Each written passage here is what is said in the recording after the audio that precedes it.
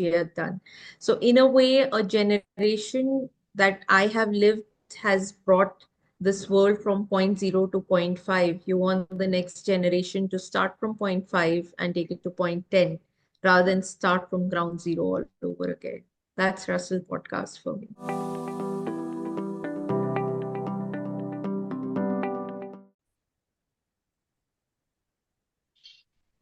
Put together three women, one who loves building around fashion, one who loves building around inclusivity, and the third who loves building around entrepreneurship. What do you get? We get Miss Varija Bajaj. Good evening and welcome back to Russell Podcast Season 2. I can and I do. This season is all about inspiring individuals who have turned their passion into purpose. Today, I'm honored to host Miss Varija Bajaj, someone who has made a mark in the world of fashion, interior design, and entrepreneurship. She's not only a celebrated fashion designer, but a founder of multiple ventures, a strong advocate of disability inclusion, and a big inspiration for all of us. Before we dive into the conversation, just a quick note about Russell Group. It is founded by the renowned philanthropist and entrepreneur Rahul Suri. Russell Group has been always a platform for youth engagement, literature, and thought leadership. Now we are also expanding into our podcast segment. I am Krish Gulati, Head of Brand Strategy and Podcasts at Russell, and your host. Welcome to the podcast, ma'am. Before we start, any thoughts on your mind, anything you would want us to know?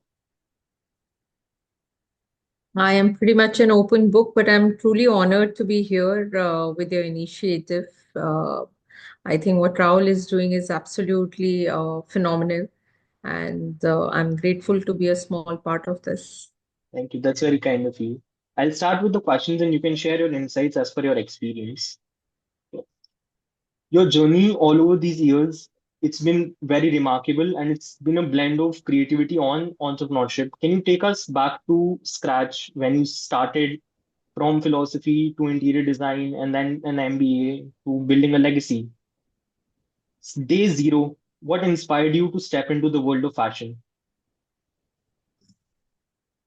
Krish, I have been pretty much a lost soul when I started, and I can so relate to today's youth who's equally clueless about where they are heading towards, with the world of AI and technology stepping in, content creation coming in, um, the the typical roles of, being a doctor, engineer, teacher, pilot, what the essays that you used to write in school.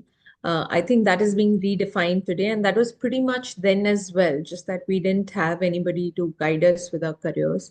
I wanted to become a doctor, and I pursued science, and thereafter I knew I wanted to get into something creative, and I went on to pursue advertising, worked in advertising for a while from Xavier's Bombay. I did feel a vacuum of management, and I think I was meant for bigger roles in terms of product development and the entire supply chain to the final launch, and not just marketing.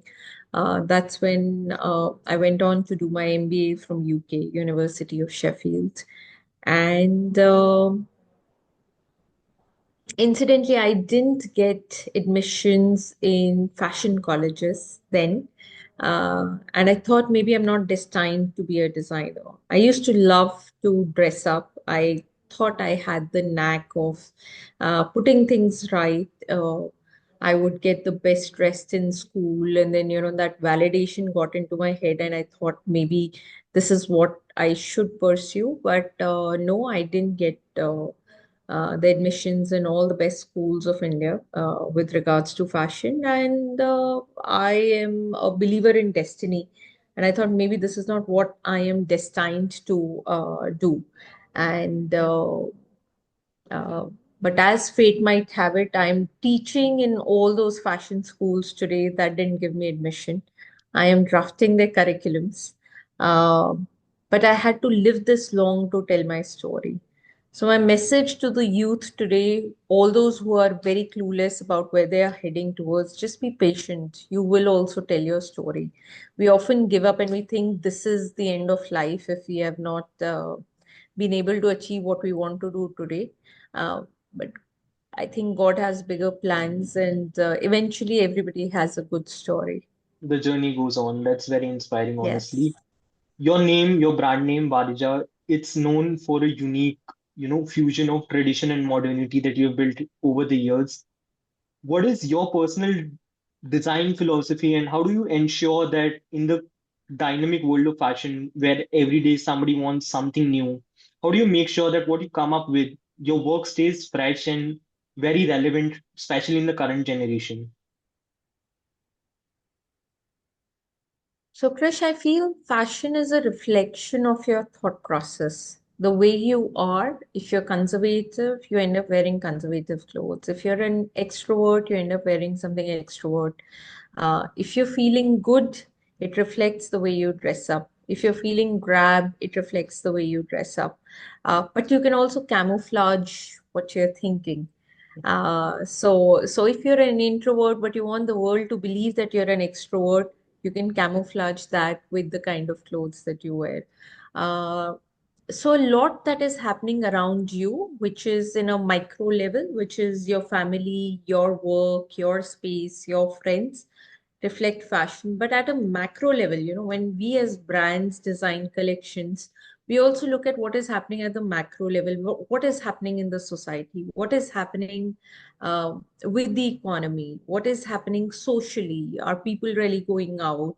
What kind of gatherings are they going out? Is it the weddings? It is the close group? Is it gatherings at home, or are they going out clubbing? That dictates the way you dress up, or what is happening politically. What are the advancements happening in the technological world? All that dictates the way fashion is adopted in day-to-day life, and that also helps us design and forecast for the coming season. So when I say what is happening in the technological world, so how is AI dominating us? How people, the younger generation has moved towards buying fashion online. And to them, what matters is what looks nice in the picture, because they have to click an Instagram selfie and this is it.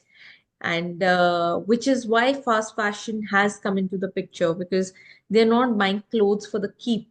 The older generation still wouldn't buy a Banarsi sari online. They would want to touch and feel it, and they would want to keep it for the next generation, probably wearing the same outfit. So the purchasing behavior is different for different age groups. And so we as brands and designers have to be very clear, who are we targeting, what is their buying behavior, and backwards, that's how we design our collections. That's a lot of brainstorming because when we look at clothes, we do not really associated with so much of thought process that goes behind it. People should really know that probably I could be wrong with numbers, but months of brainstorming and a lot of teams go behind what you actually wear. That See, is, there are people. So when I'm associated with colleges and students, I've also realized that a lot of them focus just on the creative side of it. But if you're only focused on the creative side of it and not the business side of it, and not be concerned who is your end consumer, um, then it is a very unpredictable way of doing business. So when we say that we do all these analysis and we draft what the forecast is going to be, we have to make sure that 2 plus 2 is always 4, not sometimes 5 and sometimes 6 and sometimes 3. Because if you don't put a formula to art, if you don't put the science to the art of fashion, uh, like you use the term in Hindi, Ram Bharose, so yeah. the businesses don't work like that. They have to be on very solid grounds and very predictable grounds, which is why that is the level of research that has to go behind putting a collection. Just because you mentioned that you are also running multiple ventures, I would like to add the point of your interior design vertical. I mean, who hasn't heard of Varija Home? What I would want to ask is what sparked your interest in this field? Because from my knowledge, fashion designing and interior designing, okay, maybe they need the same creativity, but they in themselves as niches are pretty different. How do you think they're different, and why did you venture into interior design in the first place? No, I didn't plan to. It was quite accidental. We actually ventured into home furnishings. It's fairly easy, we construct garments. Constructing cushions is far more easier. Char silai mara and your cushion is ready. So that's how we planned to get into furnishings. But I think it was just an out of the box creativity that people loved. The customers loved it. They went on to demanding, can you design curtains for us? Can you design upholstery for us? Acha, if you're doing it, can you design the sofa only for us? Can you design the wallpaper for us? Acha, can you also do the flooring? Acha, if you're doing it, might as well do the lights also. So that's how we just naturally progressed into, although we were very clear that, this is not our forte, but there's no rocket science in, in putting this together. You also do it for your homes, but I think we just had a knack of sense of color, balance, space, and putting things together. So more, it started with home decoration, slowly getting into the technicalities, because then we started getting hardcore civil plumbing, electrical requirements.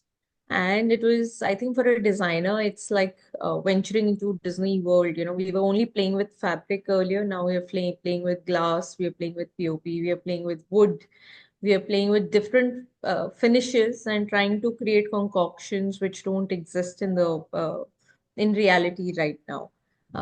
And so much so that we've put a embargo to our internal team that whatever projects that we've done once, we are not going to repeat. So if we've used a handle or a knob in a certain project, we will never use it in the next project. So that also keeps us on our toes in terms of skilling, reskilling, and our knowledge all the time, because we're constantly on the lookout of what new. And that's how we are able to value add to this industry called interior design. That's really great. And when you say integrating different things together, it also reminds me of your works, be it Pagdi, be it Vrindavan, be it the very famous Office for You. It brings me to the thought of inclusivity. You have been remarkably known for being an advocate of inclusivity in the fashion world, which is a need these days. People need to come together and they need to get rid of differences, and fashion is a great source of that. Can you share more about your work in this vertical, in the space of inclusivity, and why it is so close to your heart? Because it clearly is with the amount of effort you put in. I'd love to know. So I think, as I told you, I'm not, by education, I'm not from the field of fashion. And uh, when I ventured into designing clothes, it purely came out of my interest in human psychology, because that is my job, to render your thought process into something creative, right? When I say that, if I understand that you're an introvert, if I know that you're a Marwadi or you're a Punjabi or you're a South Indian, what is the kind of culture you're coming from, what's your educational background, what impacts you socially, is what I have to render that into a garment which I would personally design for you. Now if I've got that knack, I can understand your needs without you having to say it. So it's called the language of unspoken. And if I'm blessed to understand the language of unspoken, I can probably understand the language of somebody who is autistic, who cannot express in as many words what kind of clothes will comfort that child, or what kind of colors will play an impactful role in his or her lifestyle, or somebody who has Down syndrome. Does color have a role to play? Do textures have a role to play? Do silhouettes have a role to play? It was just out of natural curiosity. I started reading about it and I realized there was very little or none that was done in this subject, especially in India. So this was 20 years ago. And I was quite surprised because we're also heading towards a lot of old age disability now. The largest amount of youth is in India, but very soon this youth is going to become disabled. We all are going to be on the beds and the wheelchairs, but which brand in the country is really catering to this segment? And it's a huge segment. They also want to look, I mean, if you're on the bed, does not mean that you're on the bed just for 4, 5, 6 months. Maybe God, as fate might have it, you might live your life for another 15 years or 20 years. There are instances of paralysis or partial paralysis or arthritis, that mobility issues. But you still have your mental health to take care of, and clothes have a very important role to play when it comes to uh, how you look at life. And I realized that there were not very many brands. So I started my research there, and then there were case studies one after the other. And I realized that a lot of it was just pure common sense. In a country like ours, or even outside, it's usually the doctors who decide what kind of a clothes a person sitting on the wheelchair should wear, or somebody on the bed should wear. But it's not in the MBBS course. Clothing is not part of their course. But unfortunately, it's not even part of the fashion courses that we have across the country or across the world. So that became my mission, because I could just see that a lot can be done in improvising people's lives, but nothing was really being done. And that's when I reached out to the Ministry of Textiles. And today we have inclusive fashion research as a compulsory module in all the NIFTs today. So that has at least come in the policy of the government, because even the teachers don't know the subject. So at least as a research subject, we've been able to scratch a surface somewhere, and hopefully we'll see more inclusive fashion now coming in the retail spaces. That is a lot of impact when you take it up on a wide scale. You're actually addressing things pan India, and I really hope this goes global really soon, which I'm sure you will take it with the vision that you have. When I say entrepreneurship, when I say vision, it naturally comes with a lot of challenges for all entrepreneurs, be it someone who's inspiring, would be it someone who's so seasoned. What were some of your hurdles in the journey? Because you are building in fashion. Fashion naturally comes with a lot of hurdles in India, especially even more when you're not from the background of fashion. What were your biggest hurdles that you faced while building your businesses from scratch? And what would you tell someone who is in the process of building it but is way too overwhelmed? How did you overcome them? I think every day is a hurdle. I mean, 20 years down the line, I can't say I'm settled. To the world it seems, but every day is a new day. There were changes every decade, or every 5, 6 years, maybe uh, a couple of years ago. But now, with the technology coming in such a big way, every 4, 5 months, you have something new that comes up, and you're supposed to adapt to those changes. So resilience to change becomes very, very important skill today, even when we are hiring people. I thought I'll retire once I cross 40, and probably pursue my PhD and study a subject that I'm extremely passionate about, maybe disability. Uh, but no, I think post COVID, we are back to ground zero, where we have to start skilling ourselves on new subjects and new ways of supply chain, new kind of product, and new kind of marketing. I still remember we used to create one ad in Times of India, which would keep getting published for 6 months. Now you have to create content every day. So a lot of ways of doing businesses have changed. So we are in a very exciting phase in that sense. There's a lot of learning, there are a lot of challenges. Every day is a challenge. And I think it's across businesses, across industry. And I think technology is impacting in a very big and a good way. And I think we are far from cracking it. I think it's a well. There's as much as deep you go into it, you still feel that you're still on the surface. Progress is perpetual, it just goes on and on. There's so much more to learn, honestly. uh, Fashion is something that is constantly evolving and something that is more evolving, buzzwords, if you call it, in 2025: technology, sustainability. Do you think there is an integration between all of it? Where do you see the future of fashion, say from 10 years from now or maybe 15 years from now? Where do you see the world of fashion heading to in India and globally? I wish I knew the answer, but a lot is going to change. We do have our antennas up there, but a lot is going to be dictated by technology because the way we have, like you have a virtual background right now, you know, soon these virtual clothing is going to come in a very big way on social media. So you don't even dress up right now. Currently, a lot of buying happens because people have to create content for social media. But if you get that through AI, you get to wear your favorite gown of your favorite designer. You'll end up not buying it because AI is creating it for you and you're happy creating content. So hard to predict, but I think we will have to marry the two, the offlines and the online, and have a omni-channel approach. Not to say that offline is going to die.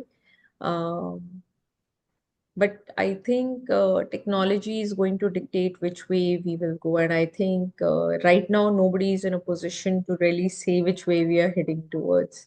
Um, there was a phase post-COVID that everybody was very recluse and everybody were in their comfort zone, and easy clothing came in a very big way. But then 2 years down the line, we've seen people have gone back to normal. You're still wearing a suit. I'm still wearing a jacket. We're not in our pajamas. I don't know what you're wearing under, but we still like to wear the kind of clothing that makes us feel good. It's not just about what can we wear, what are we allowed to wear, but so I don't know.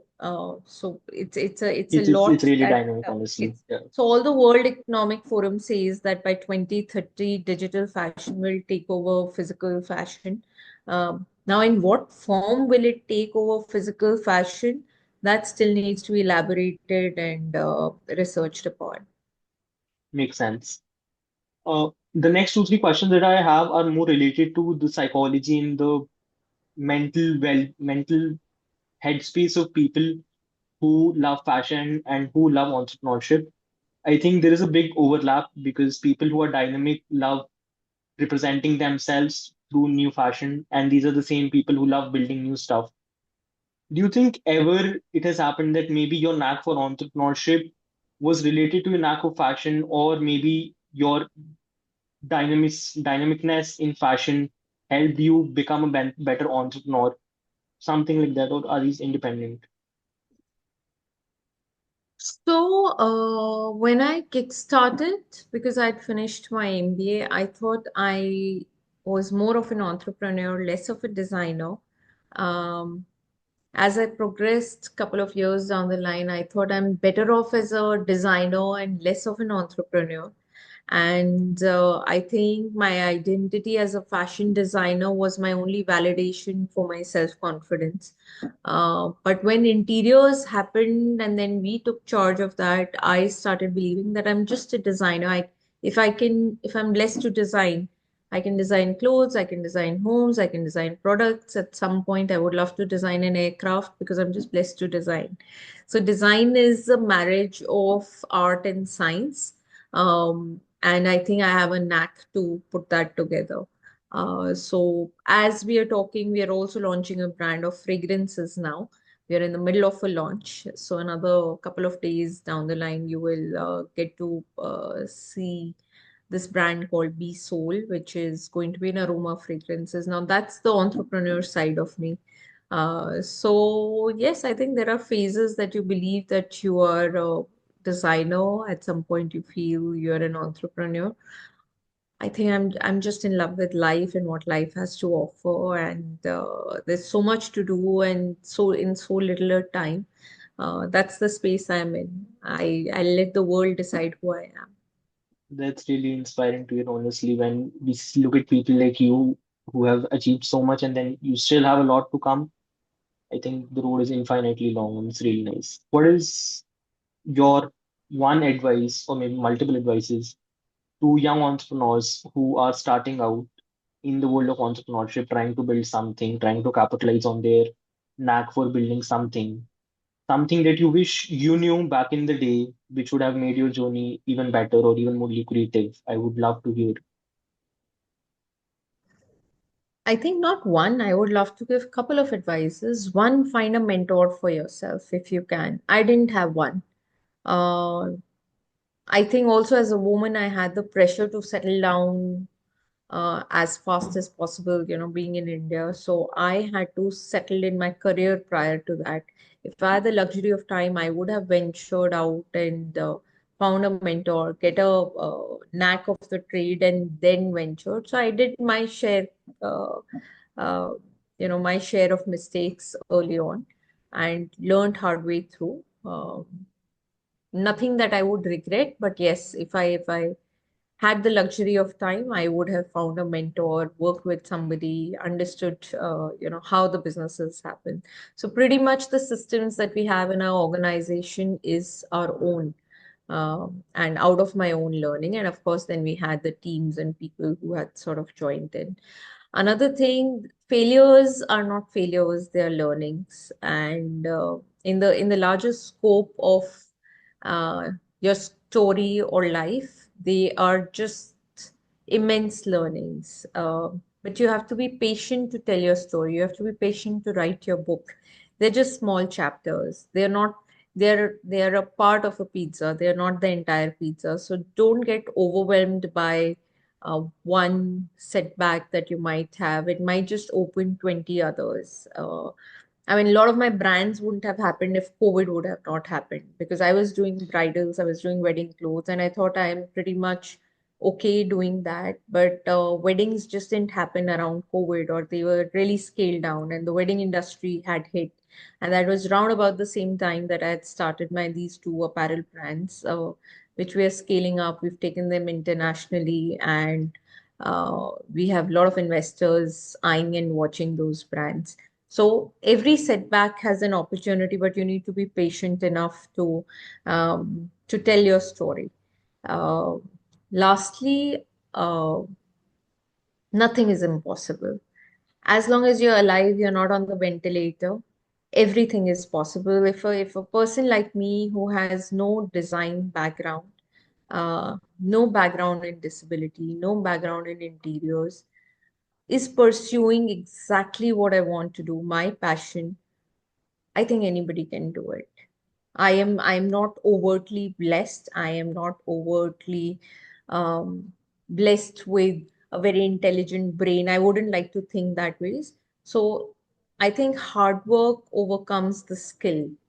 So if you're really passionate and if you really want something, there's nothing in this world that can stop you. But the question is, what is it that you want? So the Google is the same for you, and same for maybe somebody on the road, or your driver, or your peon, uh, or the monies. But what question you have to write in the Google uh, is what is going to, because the answers are out there, but your approach and what you want from life is the starting question. I think that would be my few advices to the That is younger very youth. insightful. Essentially, direction is very important, which is also why we have eminent mentors like you come and talk to our community. We also now have on the panel Rahul Suri sir, who is the founder of Russell Book Club. He has been working for close to half a decade in the world of making things easier and better for people. I would love to have him on the panel and share a few words with our guest. Hi Varija, how are you? A very good evening. Thank you, Rahul, for having me over. It's been an absolute honor and pleasure to be part of this. It's my pleasure because I have been following your work since the decade since I met you. I have been looking, I met you in Mama Studios, and from there I have been keep following your work. And years ago, suddenly I saw you on the TV interviewing along with Sonal Malhotra. That's absolutely incredible. And the work on the sari is just stunning. So, bye Thank you. bye. Thank you, Rahul. Bye bye. Take Welcome, care. welcome, bye bye. Bye. Bye. That was Rahul Suri sir, the founder of Russell Book Club podcast and Russell Group. And that also marks the end of our podcast. Anything that you want to share as a ending note, a conclusive note? something that we should look forward to in the coming months from your group? Anything? It's Wow, an open so ground. many. We are on the edge of so many launches. So we are launching this brand of aroma fragrances. We are going to kickstart our retail operations offline. So we are looking at expansions in the offline space for our brand Office and You, which is a workwear brand. Um, we'll kickstart with Delhi NCR and then move on to other cities. We have set up operations in Southeast Asia, so we are looking at starting operations, starting Singapore, Malaysia, Philippines, Thailand, and Indonesia. So we'll start online, and hopefully next year we'll have offline presence in all these cities. Um, Yes, pretty much. Did I miss something? Yes, pretty much these. And of course, we have a lot of retail interior projects and home interior projects, which keeps us excited. So that's a separate vertical. So a lot of work. That's really great. Honestly, it's always so fascinating to see an Indian brand go global. It's aspirational for the rest of us. I think you missed one thing. You missed that the entrepreneur in you will be growing younger next year, and that's something we are looking forward to. Why is that? Why is that? Why do you say that? Because I think when you open your brain to more stuff, which is what you're doing right now, you naturally become younger. You start thinking with more curiosity as into how and what I can do, which is not something which is very prevalent. But Absolutely. I anyways, think in aroma fragrances, we are relatively new. In international space, global space, we are relatively new. And there are a lot of these firsts that are happening, and those benchmarks and those landmarks that we are crossing in terms of, okay, this is the first, this is the first. So it feels like going back 20 years and kickstarting again in a lot of spaces. I'm pretty sure you'll scale it to even better levels. That was I it for hope the so. podcast. Thank you, ma'am. Thank you for having us, allowing us to do this with you, for sharing your journey, so many insights, and the entire vision of integrating so many verticals which are not as talked of and need to be highlighted in the coming few years. Wishing you so much success, a lot of respect, and I hope we can see so much of your work in the coming few years. It will be a lovely pleasure. I hope so, with all your blessings. Thank No, you no, for that's very hosting kind me. of you. Thank you so much.